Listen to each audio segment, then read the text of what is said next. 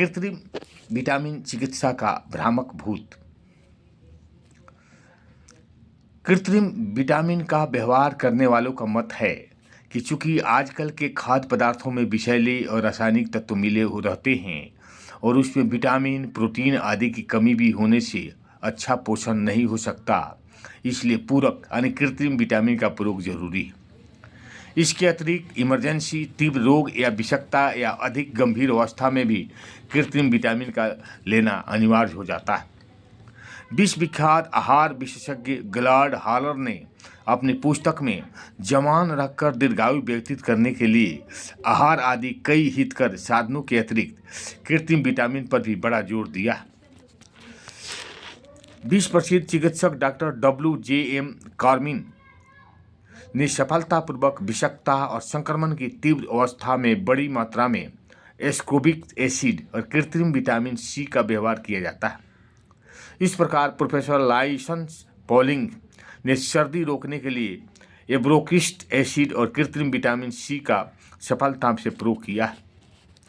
हमारे भारत में भी कुछ ऐसे विवेकहीन प्राकृतिक चिकित्सक हैं जो कि आहार विशेषज्ञ होने की डिंग मारते हैं, परंतु सजीव लवण की पूर्ति, मूत्रपान और प्राकृतिक विटामिन की पूर्ति पूरक कृत्रिम विटामिन से करने की सहमति देते हैं।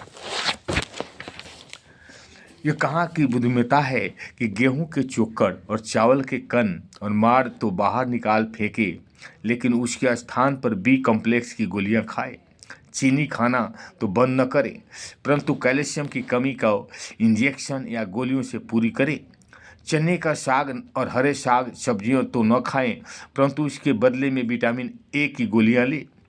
प्राकृतिक विटामिन और कृत्रिम विटामिन में तो आकाश पाताल का अंतर है। कृत्रिम विटामिन पर तो भरोसा करना मूर्खता है, क्योंकि शरीर के लिए एक ही प्रकार के विटामिन की जरूरत नहीं, बल्कि सभी प्रकार के विटामिन चाहिए। इस तरह दिन भर कृत्रिम विटामिन खाने से स्वास्थ्य भी बिगड़ेगा और धन की भी नष्ट होगा।